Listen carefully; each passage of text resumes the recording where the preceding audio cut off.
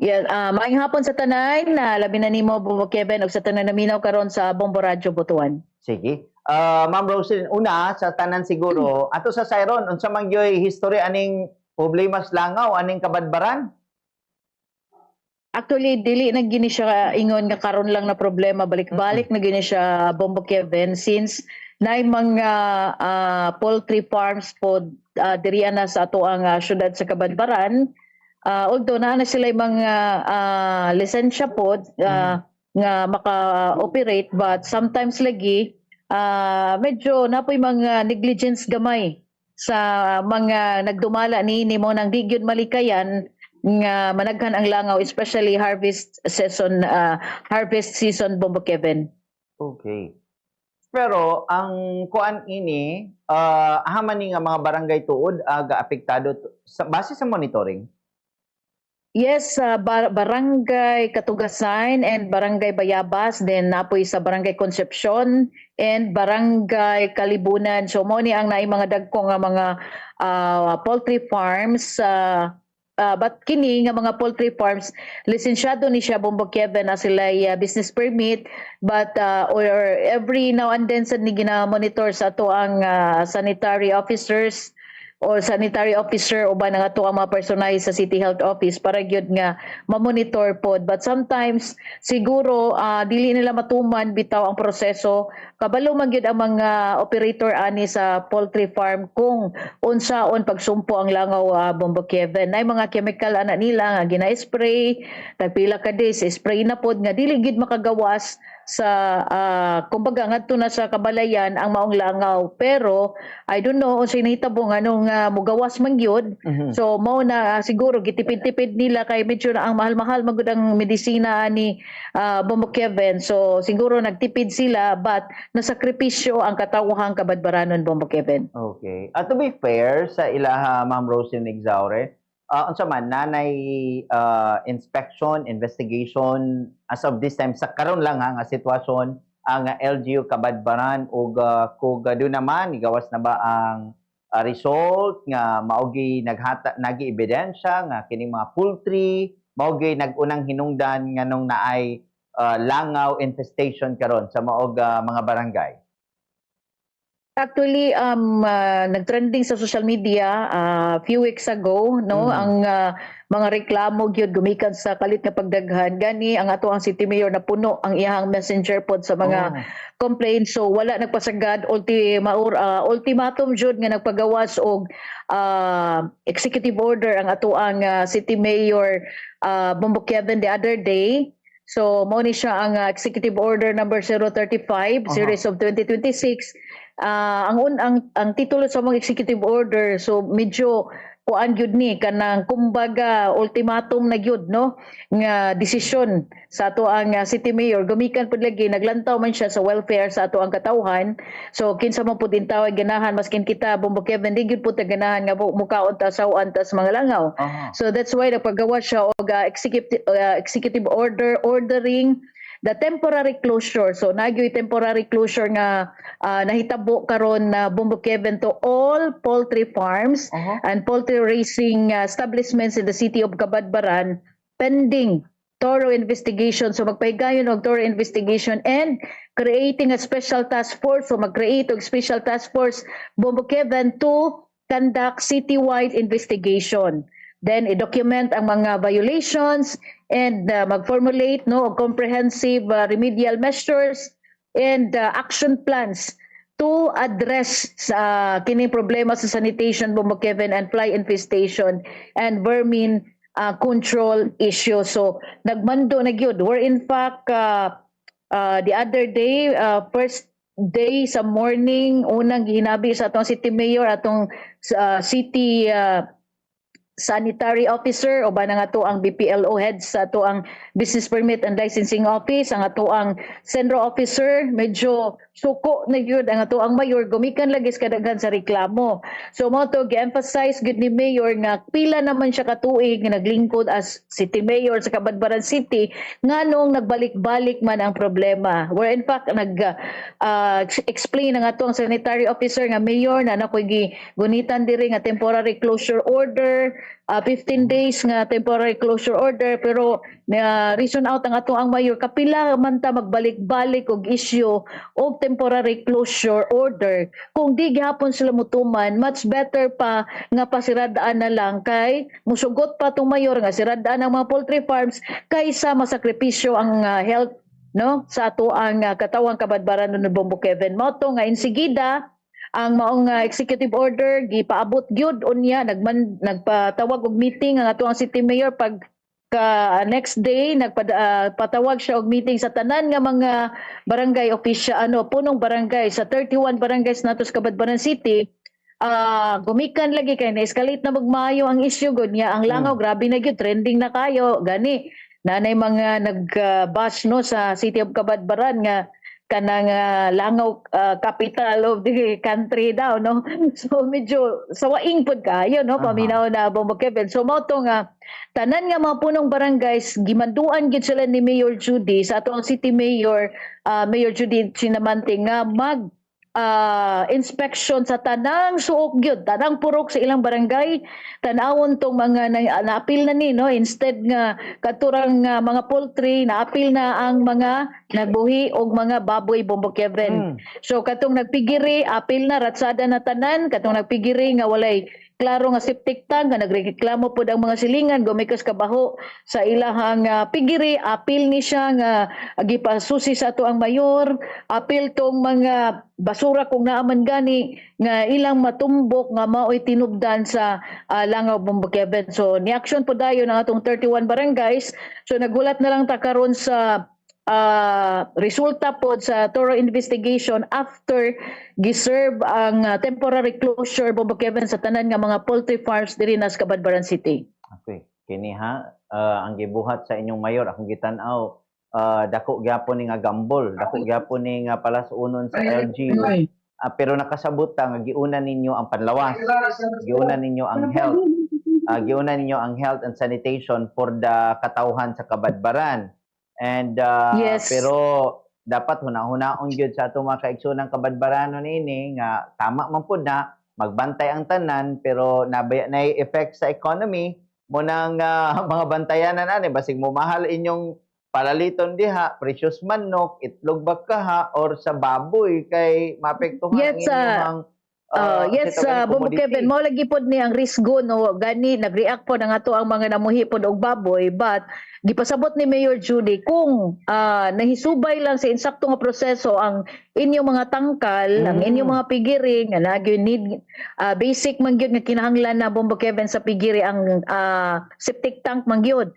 So kung wala na nakahasol sa imong silingan, so walay problema. So kini pong mga poultry farms nga temporary close kay 15 days naman then or on or before 15 days kung makita nga wala sila mga violations, wala na document nga mga violations, sunod sila sa reglamentos balaod, pwede man sila mupadayon Bombo Kevin. Basta kay tumanon lang gid nila. Ang nahitabo manggod diri no kaparehaan ning sa barangay Kalibunan nga first time nila gilangaw adtong karon nila nga harvest kadugay na ani nga poultry farm sa Kalibunan. So nganong gilangaw sila karon I don't know sa mga reason basin lagi sa ako nang gikaingon a while ago nga nay chemical man gud ani nga i-spray nila nga papatay gid ang langaw. Siguro gitipid sa uban nga mga poultry farms like sa Katugasan and Bayabas also kay balik-balik man gyud ang langaw kung tinuod lang gyud nila comply ang proseso Bombo Kevin nga dili mo daghan ang langaw kay grabe gini paspas kay mo multiply no ang langaw kung ila lang yung sundon dili man nimo gawa sa mga kabalayan kung mosunod lang gud sila sa insakto nga proseso unsaon pagsumpo sa langaw Bombo Kevin. So kung makita sa ato ang gi-create nga task force sa LGU nga naka-comply sila unya sunod nga harvest wa nay langaw nga may tabo so makapadayon sila kay naguna-una man pud ang ato ang city mayor sa mga empleyado nga maapektuhan Bombo Kevin. Syempre mostly man gud sa mga nanarbaho pud ani diharap pud sa mga duol pud kung asa nahimutang ni mga poultry farms nato. So concerned pud ang ato ang city mayor but labaw nga concern ang ato ang city mayor in behalf sa LGU ang kahimsog gyud sa panglawas labi na sa mga bata kay medyo wa gyud giganahan ang ato ang mayor nga naay nagpo sa social media nga bata nagkaon gitapukan sa langaw niya bata baya Bumbo Kevin kabaluta ng bata dali ra gyud na siya matakbuyan. And of course ang ato ang mga senior citizen kaning mga medyo hina na ang resistensya Bumbo Kevin. Oo. Sa atong mga viewers, listeners, sa akin natin ginapakita ng mga hulagway katong mga first part, multi-part sa Kabadbaran and mga file video na ninato atong ginapakita para nga inyong masabtan niya na mga langaw, inyong makita atong giklaro daan kay react na po ni sila Ma'am Rose regarding aning inanang atong ginapakita. Pero Wala may paghatag na ito ng problema, yes. presentasyon, nga dunay inana nga mga Oo. langaw kay dili raman po ni inyo sa butuan po Yeah. agi nahimo Oo. na po ni namong topic gid hinuon no mura magkasinabot ra gid gihapon ni inani nga mga panghitabua. Pero at least giklaro nimo nga pag makita na sila nga way problema ilahang kuan, aw di padayon sila sa ilahang negosyo. Pero kung naay mga issue, posible mga tikitan sila. Mo ingon ra po may rapod. Kung matikitan sila kay responsibilidad nila na. Ilan ang appeal na sa ilahang responsibility So para ani sa rin siya, katawhan. ani rin siya Bumbo Kevin kung makapadayon, gusto sila mo padayon sa ilang mga negosyo niya, gusto sila dili mapiktuhan ang mga trabahante nila, sumusunod lang sila kung unsay gyoy Correct. pamagi kay I know Bumbo Kevin kabalo sila. Unsaon pagsumpo ang langaw nga di makagawas ngadto sa kabalayan kay is a matter of spray ra ni. Pero mo lagi na sa akong gikaingon, mahal-mahal magud ang chemical ani. Siguro instead nga every 5 days mag-spray sila before harvest. So gitipid nila, no? I don't know unsay mga proseso, dili sila mo ilang escape ang spray mo na nga kapaspas ba kayo mo multiply ang langaw Bumbo Kevin. So inana ra kung mo lang ginagingon ni Mayor na dugay na kayo na nga problema nya ngano man gyud nga di man gyud mabantayan sa mga operator o mga tag-iya ani mga poultry farm sa Bumbo Kevin. So mo na nga ang atong mayor decide na gyud siya temporary closure sa tanan Aha. nga mga poultries and then na investigation nga ipaygayon Bumbo Kevin. Napo ko'y tanaw na Ma'am Rose ba? Daghan na gid siguro ng tao da sa inyo. Siguro siguro Si- pagsugod ng yeah, mga poultry maihap pa ang bubong. Karon buyag-buyag naman po sa Ani man inyong gud- syudad. Yes, so ang ani man gud ni dapat ang mga poultry farms go distansya na siya sa community. Oo. But it so happen nga instead of distansya sa community, gumikan kay nagkadaghan na po ng population sa Kabadbaran. Lagi. Napamangga ni barangay site po nga gipaduol gyud hinuon sa poultry farm. So nagproblema na hinuon ang barangay officials kay naunsa ba po nga ultimo atong mga barangay officials kabalo man sila nga distansya unta pero wala man po ilaing yuta po nga Oo. kaplastaran po sa ilang mga residente. So ang Oo. nahitabo napaduol sa poultry farm. So pronto langaw gyud siya Bumbo Kevin. Oh, good. Sige, ato ra nang hulatan at least na ay legal nga ang patsada man gud ako nakita sa inyo gibuhat sa inyo haga mayura dira na ay due process. Klaro ang basihan sa pagsira kung nagi masirhan og hatagan ang mga farm og gigayon niya pag-ayo sa ilang kakulang or tugutan sila makabalik sa operasyon kung compliant sila sa tanan nga mga regulasyon which is okay ra pud na Yes. no. Tinabangay ra gud ni mo man gud na negosyo sila sa Tagaan- Kabadbaran. Ilang panon ilang mga responsibilidad yun. Yeah. Tagaan pod sila og panahon Bumbo Kevin nga i-upgrade nila ang sistema no sa ilahang poultry kung i-adapt ba nila ang bagong technology how to kanabitang lesson ba sa pagdaghan sa langaw depende na sa ila. So naay mga recommendations pod ang ato ang City Health Office but still ang ila gihapon mga desisyon sa mga owners ang mo prevail kay sila may nakasayo sa operation sa sulod sa ilang mga poultry farms basta ang concern lang gyud sa LGU Bumbo Kevin nga ma-prevent gyud ang panggawa sa langaw ngadto na sa kabalayan. Gipasalangin lang pa nila nga ato ang sanitary landfill mo na nga mismo ato City Mayor last week ubanta nga nibisita po sa atong sanitary landfill. Ay langaw Bumbo Kevin kay ngano ang nahitabo sa atong sanitary landfill limpyo siya kaayo kay ngano gani nanay nasirad-an karon gihimo na og park no park na kay patong-patong man na once na mapuno na atong sanitary landfill limon siyang park na dayon so nanapoy bagong giablihan karon napoy mga proseso no unsay ipamutang ana nga di pod managhan ang langaw Bumbo Kevin. So kung makaadto ka sa among sanitary landfill sa Bayabas nindot sa standbyan no dili kay ingon nga ay dili ta mo standby diri kay baho so dili siya baho kay park na gid siya Bumbo Kevin. O gid pod na siya. Mo nay dapat sabton po na sa mga tao no nga makasabot man kita nga mulambo ang usa ka lugar na ginaydugang pa nga mga problema nga mo tumaw Yes. nga kinahanglan pod Mm. mo step up na pod ang tanan.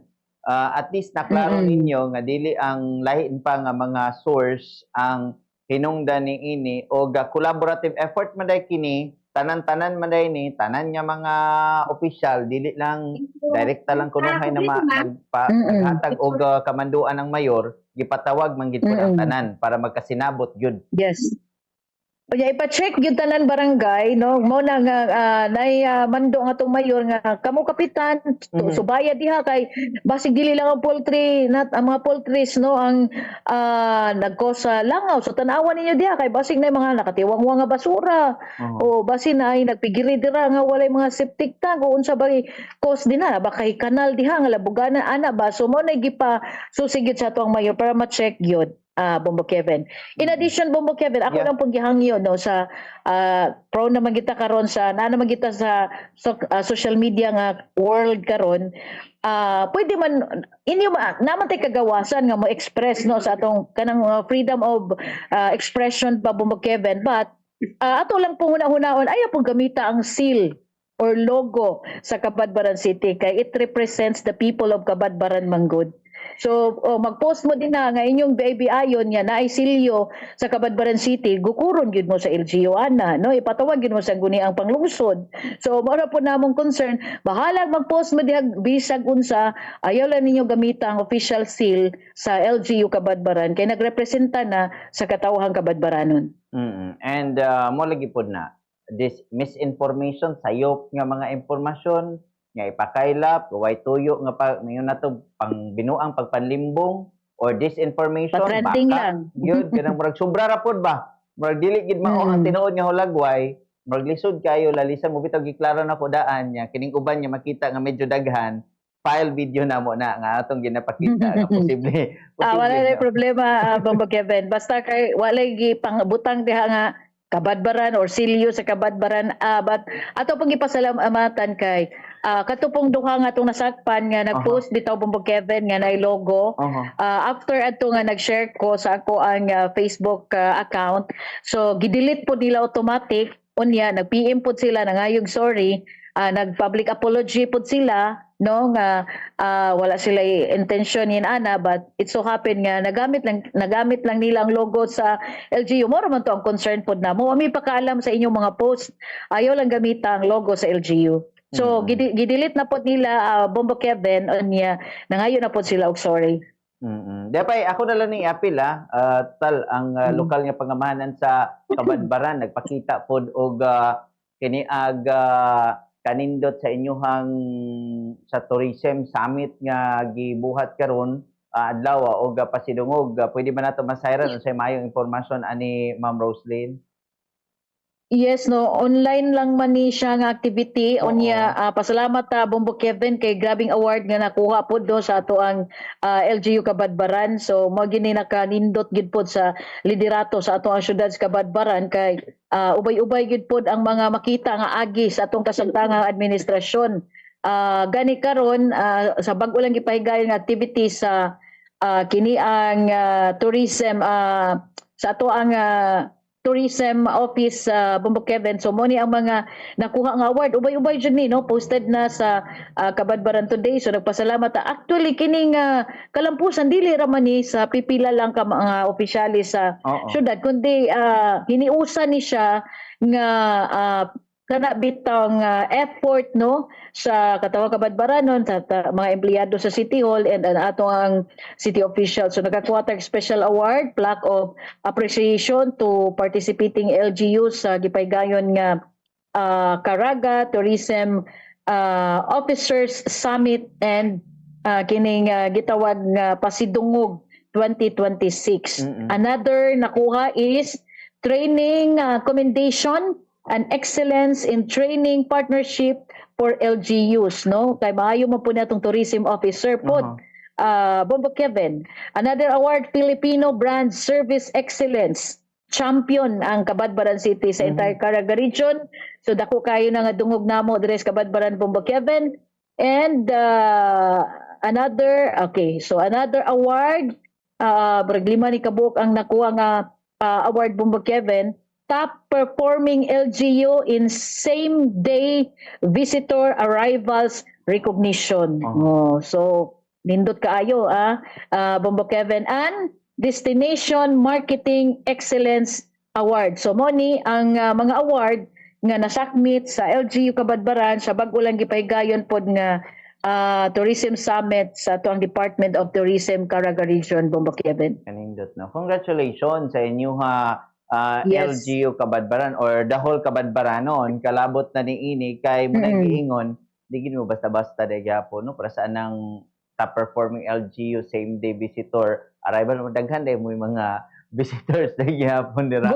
Yes. Roslyn. Oo, gumikan siguro ni sa among kining mga bago nato nga mga tourist destinations sa Kabadbaran City, like for example ang ato ang viewing deck no sa Puting Bato nya, kining uban pa nga mga nindot nga mga talan-aw diri na sa Kabadbaran City, Bumbo Kevin. Sige, Ma'am Roslyn, gawas na lamang. Basin lang, naku, wala na pangutana sa imo nga gusto niya ipaabot sa ato aga mga viewers, listeners, dili lang siguro taga Kabadbaran. Kaya doon naman po tayo mga Kabadbaranon, monitor sa inyo gawas sa ato ang nasa labi na katong mga OFWs.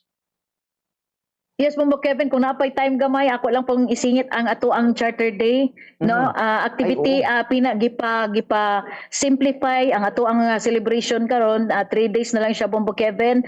Online ang State of the City address atong City Mayor, dili na sa City Gym. This coming July 28 na siya. Onya ang ato ang event dili na sa Kabadbaran City Sports Complex, kundi dili na sa ato ang atubangan sa ato ang City Hall. Then ato pang gipahibalo, Bumbo Kevin, nga walay search for Miss Kabadbaran 2026 no karong tuiga, Bumbo Kevin.